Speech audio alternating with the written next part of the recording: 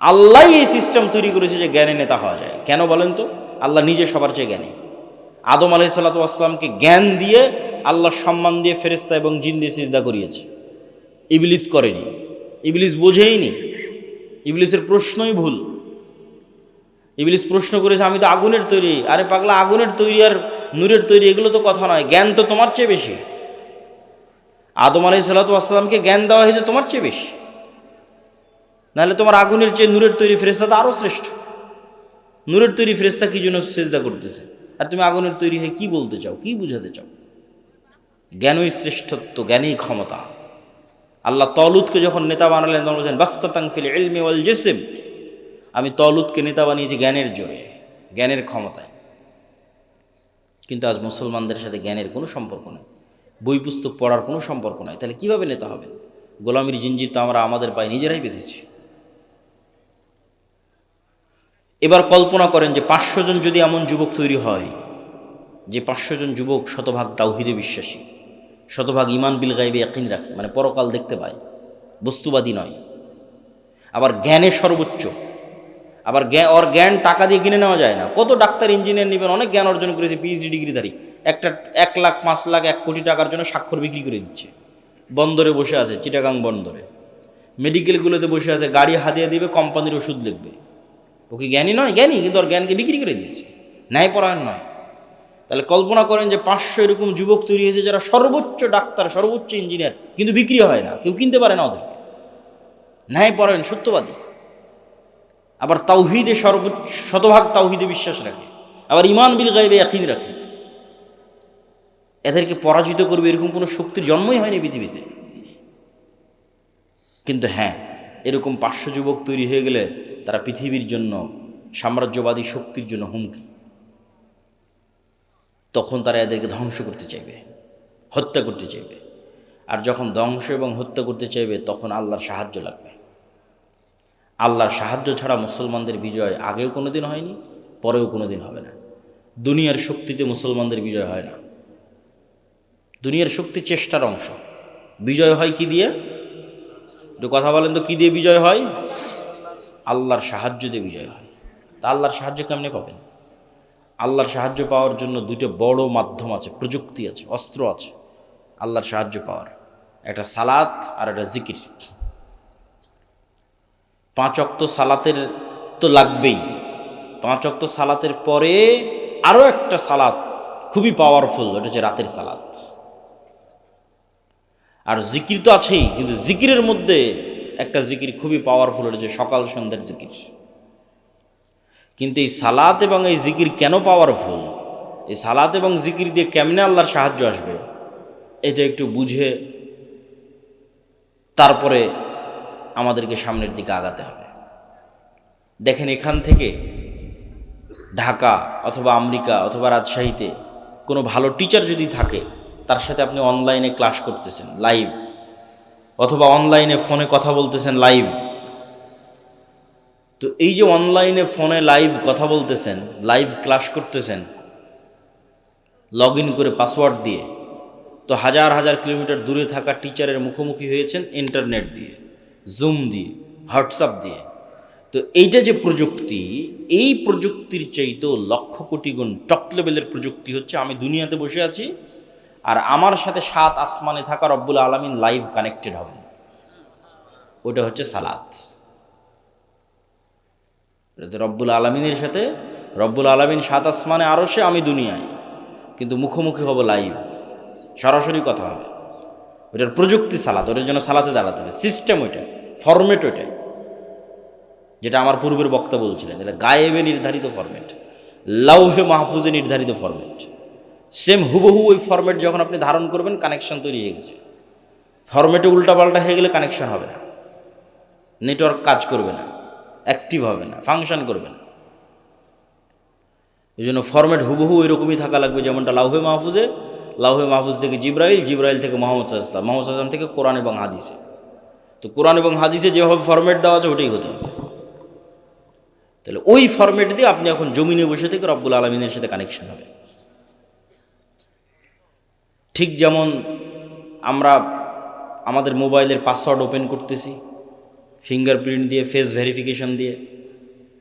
ওই face verification যখন নেয় তখন বলে ডানে তাকাও, বামে তাকাও, উপরে তাকাও, তাহলে পুরো ফেসটা নেয়, পুরো ফেসটা মোবাইলের কাছে থাকলো, পরে যখনই আমার ফেসটা দেখে চিনতে পারে, সাথে সাথে খুলে যায়। তো আজকের যুগে, আধুনিক যুগে অনেক দরজা আছে, দেখবেন ফিঙ্গারপ্রিন্ট দিয়ে দরজা ওপেন হয়। আচ্ছা, আমাদের গাড়ির চালক কি এসে পৌঁছেছে? জি ভাই, পৌঁছেছে। তো দেখবেন যে ফিঙ্গারপ্রিন্ট দিয়ে দরজা ওপেন হয়, কার্ড পাঞ্চ করে দরজা ওপেন হয়।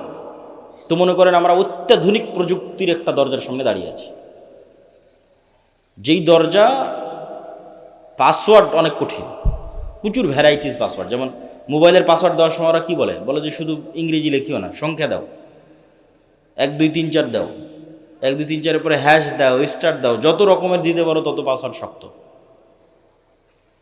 তো পাসওয়ার্ড অনেক শক্ত, নির্ধারিত সময়ে আসতে হবে, নির্ধারিত সময় ছাড়া কাজ করবে না, দরজা খুলবে না। নির্ধারিত সময়ে আসতে হবে, পবিত্র অবস্থায় আসতে হবে। পবিত্র হওয়ারও ফরম্যাট দেওয়া আছে। মানুষ বুঝতেছে না কী ব্যাপার, আমি পেশাব পায়খানা করলাম কিন্তু হাত কেন ধুচ্ছি? এটা তো গায়েবে নির্ধারিত ফরম্যাট, এটা তো প্রযুক্তি। পেশাব পায়খানা করে এসে মাথা কেন মাসাই করতেছে? তো লাউহে মাহফুজ এভাবে নির্ধারণ করা আছে, এইটা ওইটার সাথে মিলে যাবে, তখনই তো কানেকশন তৈরি হবে, তখনই তো যোগাযোগ তৈরি হবে।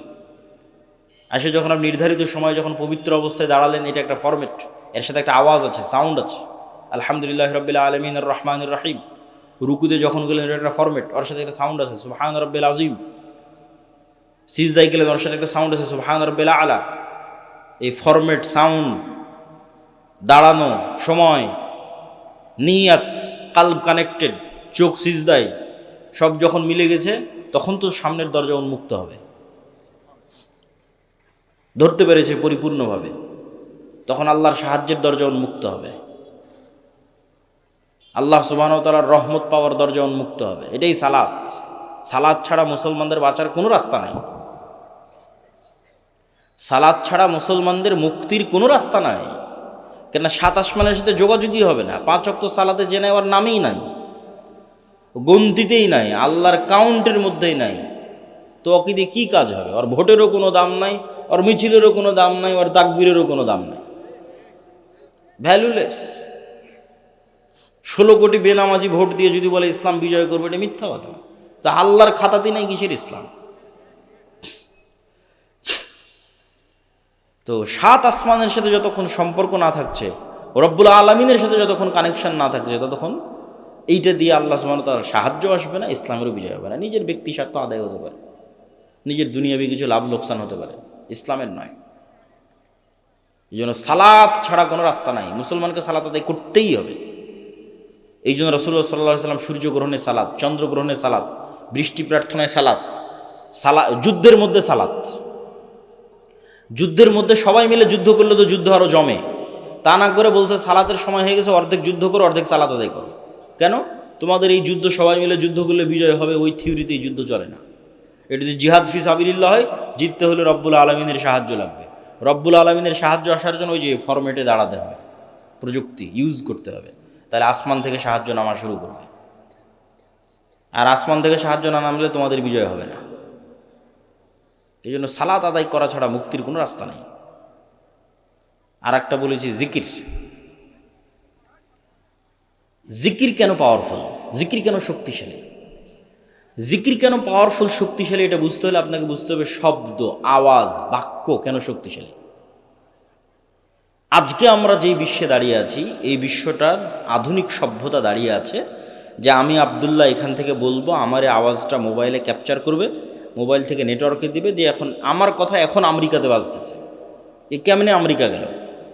এটা আলোর মধ্যে দিয়ে আমার কথা ট্রান্সফার হয়ে যাচ্ছে, আমার চেহারা, ছবি, ভিডিও আলোর মধ্যে দিয়ে ট্রান্সফার হয়ে যাচ্ছে। এটা পৃথিবী যেদিন থেকে সৃষ্টি হয়েছে ওই দিন থেকেই হয়, মানুষ জানত না। এই গায়েব আল্লাহ উন্মোচন করেছে 50 বছর 60 বছর হচ্ছে মানুষের জন্য। তো এটার উপরে এই আধুনিক সভ্যতা টিকে আছে। কিন্তু এই আধুনিক সভ্যতার চেয়েও পাওয়ারফুল অত্যাধুনিক প্রযুক্তি হচ্ছে শব্দভিত্তিক, আওয়াজ ভিত্তিক প্রযুক্তি। কিন্তু ওর ধারে কাছে বিজ্ঞানীরা নাই, বিজ্ঞানীদের ওই লেভেল পর্যন্ত জ্ঞান পৌঁছেনি। কিন্তু ওই লেভেল পর্যন্ত কিছু জ্ঞান আল্লাহ আবার সুলাইমান আলাইহিস সালামকে দিয়েছিলেন। বলেন আল্লাহু আকবার। তাহলে সুলাইমান আলাইহিস সালাম আজ থেকে 1000 বছর আগে কোন লেভেলের জ্ঞান অর্জন করেছিল? যেমন আমার এখানে যদি একজন চাইনিজ বসে থাকে, ও আমার একটা কথা বুঝতে পারবে, খালি আওয়াজ ওর কানে যাবে। কি যাবে? আওয়াজ। তো এটা এক ধরনের আওয়াজ। আমি যে বাংলা বলতেছি, this is one kind of sound, এটা একটা আওয়াজ। আপনি বুঝতেছেন, আরেকজন বুঝে না। ঠিক এখানে এসে একটা চাইনিজ যদি বক্তব্য দেয়, আপনি খালি আওয়াজই শুনতে পাবেন। কি যে আওয়াজ, তো অর্থ জানি না। তাহলে অবশ্যই এই ধরনের কোনো একটা আওয়াজের সিস্টেম আছে, ফরম্যাট আছে, যেটা আপনি উচ্চারণ করলে গরুতে বুঝে নেবে যে কি বললো। বলেন আল্লাহু আকবার। ওইটা আমাদের ব্রেনে আল্লাহ দেয়নি, ওইটা সুলাইমান আলাইহিস সালামকে দিয়েছেন। কোন বাক্য, কোন আওয়াজ উচ্চারণ করলে আমি পিঁপড়াকে বলতে পারবো, পিঁপড়া তুমি ডানে যাও, এটার একটা আওয়াজ আছে। এই আওয়াজের জ্ঞান আল্লাহ কাকে দিয়েছিল? বলেন না যে কাকে দিয়েছিল? সুলাইমান আলাইহিস সালামকে দিয়েছিল। এটা সবচেয়ে অত্যাধুনিক প্রযুক্তি, সর্বোচ্চ লেভেলের প্রযুক্তি, আওয়াজ, শব্দ। আবার ওই পিঁপড়া কি বলতেছে সেটাও সুলাইমান আলাইহিস সালাম বুঝতো, পাখি কি বলতেছে ওটাও সুলাইমান আলাইহিস সালাম বুঝতো। সুলাইমান আলাইহিস সালামের জীবদ্দশায় সবচেয়ে ঐতিহাসিক একটা ব্যতিক্রম ঘটনা হচ্ছে রানী বিলকিসের সিংহাসনকে উঠিয়ে নেওয়া আসা হয়েছে চোখের পলকে। কোরআনে আর বর্ণনা আছে। তো সুলাইমান আলাইহিস সালাম যখন বললেন বিলকিসের সিংহাসনকে নিয়ে আসতে হবে, তখন একটা জিন বলছে, ক্বালা ইফরিতুম মিনাল জিন, যে আমি আপনার এই বসা থেকে উঠার আগে ওই সিংহাসন ইয়ামান থেকে ফিলিস্তিনে নিয়ে আসবো। এইটা সুলাইমান আলাইহিস সালামের পছন্দ হয় না। তখন আরেকজন বলল, কোরআনের ইবারত হচ্ছে আল্লাযী ইনদাহু ইলমুম মিনাল কিতাব, যার কাছে কিতাবের জ্ঞান আছে, সে বলল যে আপনার চোখের পলক পড়ার পূর্বে সিংহাসন হাজির হয়ে যাবে। তাহলে ইফরিত নামক জিন যখন বলেছে, তখন গায়ের জোরে বলেছে, যে গায়ের জোরে উড়ে যাব, উড়ে আসব। আর পরের জন যখন বলেছে, ও গায়ের জোরে বলেনি, জ্ঞানের জোরে বলেছে। আল্লাহ পাক বলেছে আল্লাযী ইনদাহু ইলমুম মিনাল কিতাব, কিতাবের জ্ঞান আছে। কি জ্ঞান? কোন জ্ঞান? যে জ্ঞানে চোখের পলকে সিংহাসন নিয়ে চলে আসবে ইয়ামান থেকে ফিলিস্তিন, 1000 কিলোমিটার দূরে। তো অনেক মুফাসসির লিখেছেন যে আল্লাহ সুবহানাহু ওয়া তাআলার বিশেষ কিছু জিকির তার জানা ছিল, সাউন্ড, আওয়াজ, জ্ঞান, জিকির, বিশেষ কিছু জিকিরের জ্ঞান, যে আওয়াজ দিয়ে, যে সাউন্ড দিয়ে চোখের পলকে সিংহাসন ওখান থেকে উড়ে চলে আসবে এখানে। তো সাউন্ড খুব পাওয়ারফুল। এই জন্য আল্লাহ সুবহানাহু ওয়া তাআলা পৃথিবী ধ্বংসর সিস্টেম নির্ধারণ করেছেন সাউন্ড। যে ইসরাফিল বাঁশিতে ফু দিবে, আওয়াজ তৈরি হবে, আওয়াজে সূর্য চন্দ্র নক্ষত্র সব ভেঙে চূর্ণ বিচূর্ণ হয়ে যাবে, আওয়াজ। মানুষ, ফেরেশতা, জিন সব মরে যখন সাফ, কুল্লু মান আলাইহা ফান ওয়া ইয়াবকা ওয়াজহু রাব্বিকা যুল জালালি ওয়াল ইকরাম, তখন আল্লাহ যদি পুনরুজ্জীবন করতে চাই, ইসরাফিলকে আবার নতুন করে সৃষ্টি করে ইসরাফিলের মুখে বাঁশি দিয়ে আওয়াজ দিতে বলবে, আওয়াজে সব কবর থেকে বের হয়ে আসবে। তাহলে ধ্বংসের সিস্টেম আওয়াজ, পুনরুত্থানের সিস্টেম আওয়াজ। এটা টপ লেভেলের প্রযুক্তি, আওয়াজ। এই জন্য মুসা আলাইহিস সালামকে যে লাঠি দেওয়া হয়েছে, মুসা আলাইহিস সালামের যে মুজিজার পাথর ছিল, যেটাতে আঘাত করে বৃষ্টি তৈরি, ঝর্ণা তৈরি হয়েছিল, যে পাথর আর লাঠি বানু ইসরায়েলরা বহন করতো তাবুত নাম দিয়ে, কোরআনে আছে তাবুতের কথা, আর সাকিনা, তাবুত। ওরা সব যুদ্ধ ওটা নিয়ে যেত, ওটার বরকতে ওদের বিজয় হয়ে যেত। ওইটা ওরা হারিয়ে ফেলেছে। ওরা মনে করছে এই তাবুত জেরুজালেমের মসজিদে আকসার মাটির নিচে আছে। তো ওদের ওই তাবুতের চেয়েও, মুসা আলাইহিস সালামের লাঠির চেয়েও, মুসা আলাইহিস সালামের হাতের মুজিজার চেয়েও, ঈসা আলাইহিস সালামের মৃত্যুকে জীবিত করার চেয়েও পাওয়ারফুল জিনিস মুসলমানদের কাছে আছে। সেটা হচ্ছে সরাসরি আল্লাহর আওয়াজ, কোরআন। বলেন আল্লাহু আকবার। কোরআন সরাসরি আল্লাহর আওয়াজ, আল্লাহর সাউন্ড, আল্লাহর শব্দ, আল্লাহর বাক্য, যেটা জিব্রাইল হয়ে মুহাম্মদ সাল্লাল্লাহু আলাইহি ওয়াসাল্লাম হয়ে আমাদের পর্যন্ত এসেছে। এই জন্য কোরআন তেলাওয়াত বিশুদ্ধ হতে হবে, যাতে হুবহু মুহাম্মদ সাল্লাল্লাহু আলাইহি ওয়াসাল্লামের মতো হয়। ফরম্যাট মিলবে, তখন বেশি কাজ করবে, এবং ওইভাবে ওই লেভেলের আরবি বুঝতে হবে। এটাই মুসলমানদের সবচেয়ে বড় সম্পদ, সবচেয়ে বড় প্রযুক্তি, যার সামনে পৃথিবীর কোনো শক্তি টিকতে পারবে না। কেন? এটা সরাসরি আল্লাহর আওয়াজ, আল্লাহর শব্দ। আর সবচেয়ে পাওয়ারফুল হচ্ছে শব্দ, সবচেয়ে পাওয়ারফুল হচ্ছে আওয়াজ। এই জন্য শ্রেষ্ঠতম জিকির হচ্ছে পবিত্র কোরআন। আফজালুল জিক্র তিলাওয়াতুল কোরআন, শ্রেষ্ঠতম জিকির কোরআন তেলাওয়াত করা। কিন্তু সেই কোরআন শিখে কে, পড়ে কে, বুঝে কে, জানে কে? কোরআনের যা অবস্থা আমাদের বাড়িতে ঘরে, আমাদের তা অবস্থা পৃথিবীতে। এভাবেই ভাগ্য নির্ধারণ করা আছে। তো জিকিরের কথা বলতে গিয়ে আর দুটো পয়েন্ট বলবো, যে জিকির কেন গুরুত্বপূর্ণ, কেন শক্তিশালী, কেন পাওয়ারফুল। পৃথিবীর এমন কোনো অসম্ভব নয় যা সম্ভব করা যাবে না জিকির দিয়ে। তবে তার আগে জিকিরের উপর গুরুত্বপূর্ণ দুটো পয়েন্ট উল্লেখ করার আগে জরুরি 2 মিনিট কথা। এই যে আজ সুন্দরগঞ্জে সম্ভবত আমি আজকে প্রথম এসেছি নাকি, তো এই যে এত চেষ্টার পর, এত পরিশ্রমের পর প্রথম আসলাম, এই আশা যদি শেষ হয় তাহলে আর কোনো অর্থ থাকে না। কিন্তু বাংলাদেশের যত উপজেলা, 600 উপজেলায় একবার করে গেলে 2 বছর লাগবে, তাও যদি প্রতিদিন প্রোগ্রাম করা হয় তাহলে। আর যদি এই মাত্র সিজনের 2-3 মাস প্রোগ্রাম করা হয় তাহলে 5 বছর লাগবে সব উপজেলায় যেতে। তাহলে আপনাদের সাথে আমাদের যোগাযোগ থাকবে কিভাবে? যোগাযোগ থাকার মাধ্যম হচ্ছে মাসিক আল ইতিসাম। যোগাযোগ থাকার মাধ্যম হচ্ছে এই যে আজকে যে আলোচনা করলাম, এটা পুরোটাই এই বইয়ে লেখা আছে, আল্লাহর পথে যাত্রা। এটা সব দাওয়াত সেন্টার, মসজিদ, মাদ্রাসা, স্কুল, কলেজে রেখে প্রতি সপ্তাহে অন্তত একদিন 1-2 পৃষ্ঠা করে পাঠচক্র করতে হবে। এটা মুসলমানদের মুক্তির রোডম্যাপ হিসেবে লেখা 1 নম্বর বই। 2 নম্বর আর একটা বই আসবে পূর্ণাঙ্গ বিপ্লবের জন্য, যে একদল মুসলমান প্রস্তুত হবে, তারা কি করবে, কি কাজ তাদের, সেটাকে দার্শনিক অ্যাঙ্গেল থেকে, ভিন্ন অ্যাঙ্গেল থেকে, পবিত্র কোরআন এবং হাদিসের মাধ্যমে, দলিলের মাধ্যমে গায়েবের বিষয়গুলোর উপর ফোকাস দিয়ে লেখা আছে। শয়তান, ফেরেশতা, রূহ, নফস, ইমান বিল গায়েব, জিকির, সালাত, এগুলোর উপর ফোকাস দিয়ে লেখা আছে। তো আমাদের বই পুস্তক এবং মাসিক আল ইতিসাম এগুলো আপনাদের সাথে, আমাদের সাথে আপনাদের স্থায়ী সম্পর্ক ধরে রাখবে। 2 নম্বর হচ্ছে মক্তব।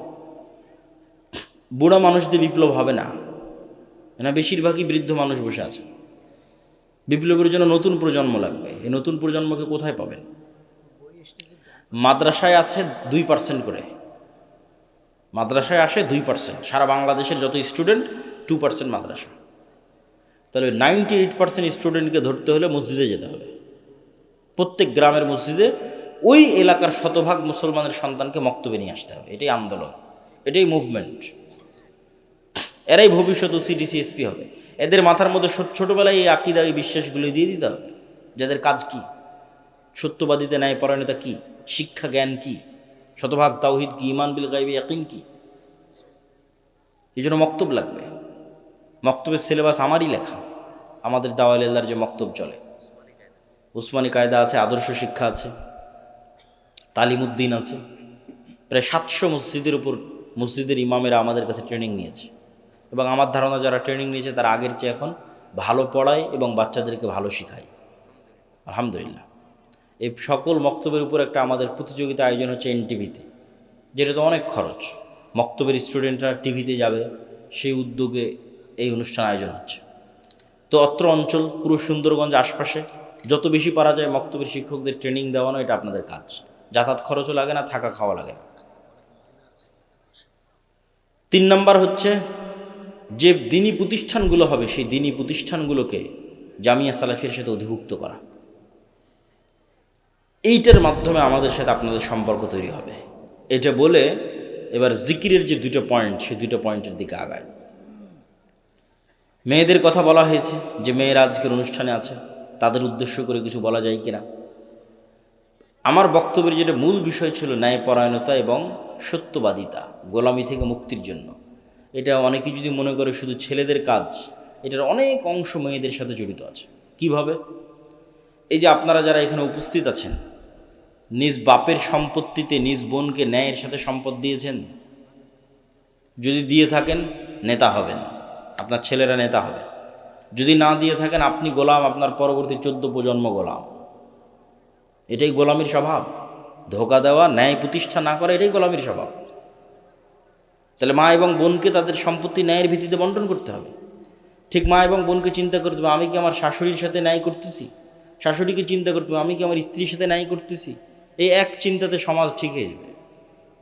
এক চিন্তাতে একদিনে সমাজ সংশোধন হয়ে যাবে যদি ন্যায় ইনসাফ অন্যায় করা যাবে। ওটা আসল ইসলাম, ওটা প্রকৃত ইসলাম, ওটা আগে। ওটাতে ফেঁসে গেলে কিয়ামতের মাঠে বেশি ফেঁসে যাবেন, কেন আল্লাহ ওটা ক্ষমা করবে না, ওটা মানুষের সাথে সম্পৃক্ত। অন্যগুলো তো আল্লাহর কাছে ক্ষমা চাইলে আল্লাহ ক্ষমা করে দেবে। তো মা এবং বোনদের ক্ষেত্রেও আজকের আমাদের আলোচনা পরিপূর্ণরূপে প্রযোজ্য।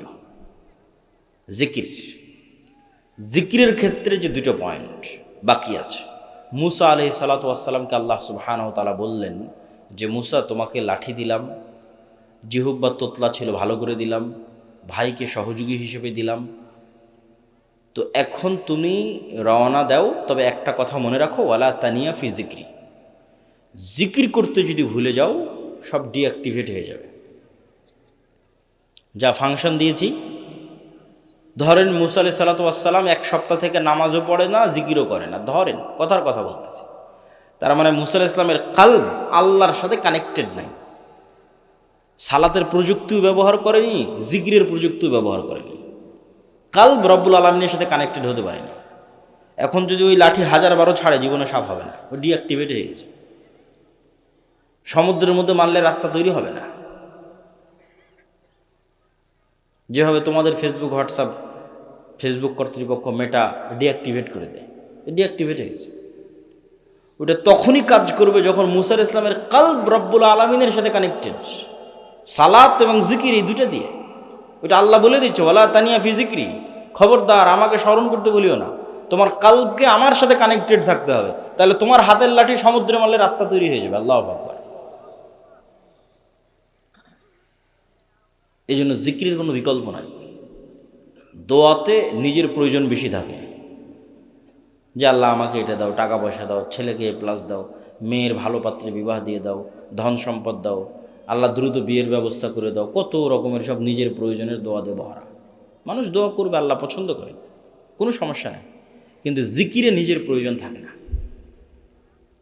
জিকির শুধু আল্লাহর বড়ত্ব, আল্লাহর মহত্ব, আল্লাহর গুণগান, আল্লাহর পবিত্রতা, আল্লাহর শ্রেষ্ঠত্ব, বান্দার কোনো স্বার্থ নাই।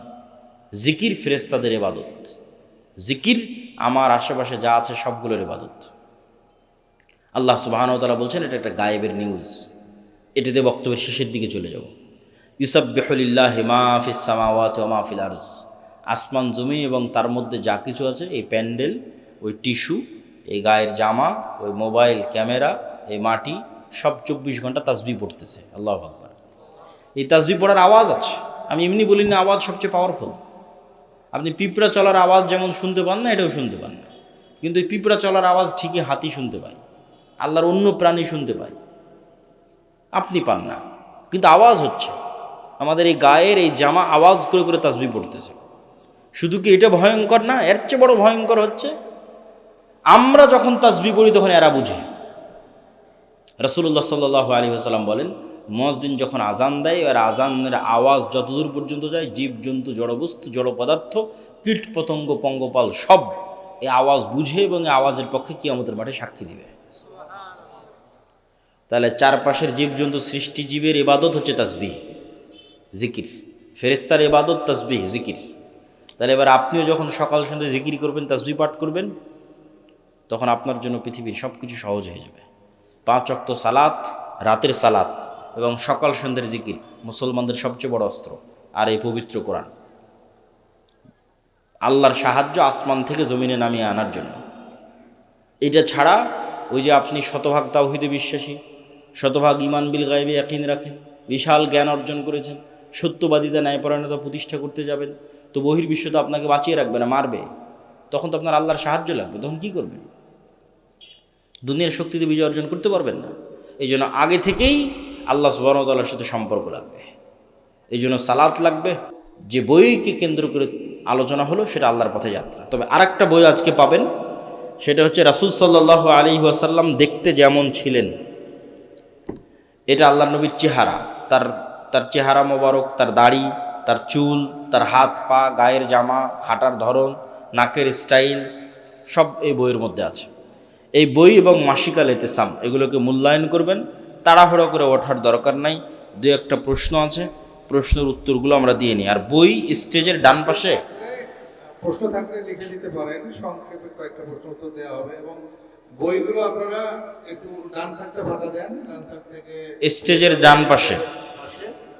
জি, সম্মানিত হুজুর আসসালামু আলাইকুম। একজন সাধারণ মুসলিম যদি নির্দিষ্ট কোনো মাযহাব অনুসরণ না করে বরং বিভিন্ন মাযহাবের ভিতর থেকে সহিহ দলিল সমর্থিত মত গ্রহণ করে আমল করে, তা কি শরীয়ত সম্মত হবে? অবশ্যই শরীয়ত সম্মত। কোরআন এবং সহিহ হাদিস ভিত্তিক জীবনযাপন করে শরীয়ত সম্মত। আমার প্রতিবেশী আমার উপর জাদু করেছে, আমি আলহামদুলিল্লাহ এখন সুস্থ, এমন কোনো আমল আছে কি যাতে দ্বিতীয়বার কালো জাদু খাটাতে না পারে? দেখেন, ডিফেন্সিভ আমল তো আছে, কিন্তু ডিফেন্সিভ আমল সর্বোচ্চ লেভেলে কার্যকরী হবে এটা বলা যাবে না। ডিফেন্সিভ আমল আছে, আমল দিয়ে আপনি মুক্তি পাবেন। সেটাই আপনাকে পবিত্র থাকতে হবে সর্বাবস্থায়। 5 ওয়াক্ত সালাত আদায় করতে হবে, সকাল সন্ধ্যার জিকির করতে হবে, সূরা বাকারা, আয়াতুল কুরসি, সূরা বাকারার শেষ 2 আয়াত, সূরা ফাতিহা, নাস, ফালাক, ইখলাস এগুলো তেলাওয়াত করতে হবে। ঘুমাতে যাওয়ার দোয়া, ঘুম থেকে ওঠার দোয়া এগুলো সব ঠিক রাখতে হবে। হুজুর, আমি একজন যুবক, আর্থিক অসচ্ছলতার কারণে আমি বিবাহ করতে পারছি না। এমতো অবস্থায় আমি হারাম সম্পর্কের দিকে ঝুঁকে পড়ছি। এটা থেকে বাঁচার জন্য আমি রোজা রাখার পরিকল্পনা করি। এখন আমার প্রশ্ন হলো, কোন পদ্ধতিতে রোজা রেখে নিজেকে নিয়ন্ত্রণ করতে পারবো, অথবা এই সমস্যার স্থায়ী সমাধান কি? পৃথিবীতে যত পাপ আছে, যুবকেরা এই প্রশ্ন প্রচুর করে, আমি এটাতে আসক্ত, কেমনে বের হয়ে আসবো? গানে আসক্ত, মুখে আসক্ত, পর্নোগ্রাফিতে আসক্ত, কোনো নারীতে আসক্ত, কিভাবে বের হয়ে আসবো? একটা রাস্তা আছে বের হওয়ার। রোজা তো রাখবা, ঠিক আছে, এটা তো রাসূল সাল্লাল্লাহু আলাইহি ওয়াসাল্লাম বলে গেছে, কিন্তু আমি একটা ট্রিক্স দিয়ে যাই বের হওয়ার রাস্তা। প্রথম কথা হচ্ছে, সব সমস্যার কেন্দ্রস্থল আমাদের এই নাফস, কালব। এর যে টান কোনো একটা কিছুর উপর, ওইটাকে কন্ট্রোল করার রাস্তা কি? ওইটাকে কন্ট্রোল করার জন্য একে প্রশিক্ষণ দিতে হবে, একে নিজের কন্ট্রোলে রাখার প্রশিক্ষণ দিতে হবে। তো 1 নাম্বার প্রশিক্ষণ হচ্ছে সালাত। চ্যালেঞ্জ দিতে হবে, যে কোনো মূল্যে 5 ওয়াক্ত সালাত তাকবীরে তাহরিমার সাথে জামাতে আদায় করবই করব। মানে নিজের নাফসকে বাধ্য করব যে তুমি আমার কথা শুনতে বাধ্য। অন্তত 40 দিনের একটা কোর্স যদি আপনি করেন, যে 40 দিন একটানা 5 ওয়াক্ত সালাত তাকবীরে তাহরিমার সাথে আদায় করলেন, তাহলে পরের 40 দিনের পর থেকে আপনি বুঝবেন যে নিজের নাফসের উপর আপনার কন্ট্রোল তৈরি হয়েছে। এখন মনে চাইলেই সাথে সাথে কারোর সাথে কথা বলে ফেলবেন, সাথে সাথে কাউকে মেসেজ দিয়ে ফেলবেন, এটা অতটা হবে না। দেওয়ার আগে আপনি 10 বার চিন্তা করবেন যে এটা দেওয়া ঠিক হবে কি না। কেন, এখন আপনার নিজের নাফসকে আপনি কন্ট্রোল করা শিখেছেন। তো নাফসের কন্ট্রোল হারিয়ে গেল কখন? সালাত বাদ চলে গেল যখন। সালাত নাই, নাফসে কন্ট্রোল নাই। এখন যখনই মন চাইবে তখনই ফোন দেবে, যখনই মন চাইবে তখনই চ্যাট করবে, যখনই মন চাইবে তখনই পার্কে ঘুরতে যাবে। কেন, আসল জিনিস হারিয়ে গেছে, নাফসের উপর কন্ট্রোল হারিয়ে গেছে। নাফসের উপর কন্ট্রোল আসবে কিভাবে? বাধ্যতামূলক 5 ওয়াক্ত সালাত আদায় করতে, মরা পর্যন্ত। তারপরে 2 নম্বরে আসবে সিয়াম, রোজা। তো তুমি যদি জামাতে সালাত কোনোদিন মিস না দাও, তাহলে পৃথিবীর সব গুনাহ থেকে বাঁচার রাস্তা সহজ হয়ে যাবে। সেটা গান হোক, সেটা কোনো মেয়ের প্রতি আসক্তি হোক, সেটা পর্নোগ্রাফি হোক, সেটা হস্তমৈথুন হোক, যুবকদের যা সমস্যা আছে সব সমস্যা থেকে মুক্তির সহজ রাস্তা 5 ওয়াক্ত সালাত জামাতে আদায় করা। তাহলে নিজের নাফসকে কন্ট্রোলে রাখা যাবে। তাই অন্যদিকে মনোযোগ না দিয়ে কাজে মনোযোগ দাও। কাজ কি? 5 ওয়াক্ত সালাত, এটাই ট্রেনিং। নেশাদার দ্রব্য, যে একই কাজ। 5 ওয়াক্ত সালাতে নাই, নেশায় থাকবে।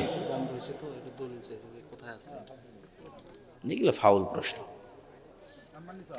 খালি দলিল চাইলে। জি, আমরা বৈঠক শেষে দোয়া পড়ি। উসমান হাদির হত্যার বিচার এখনো হলো না, এ সম্পর্কে যদি কিছু বলতেন। যতক্ষণ বাংলাদেশে পূর্ণাঙ্গ আল্লাহ সুবহানাহু ওয়া তাআলার বিধান প্রতিষ্ঠিত না হবে, ততদিন কোনো মাজলুম ন্যায় বিচার পাবে না। ঠিক আছে।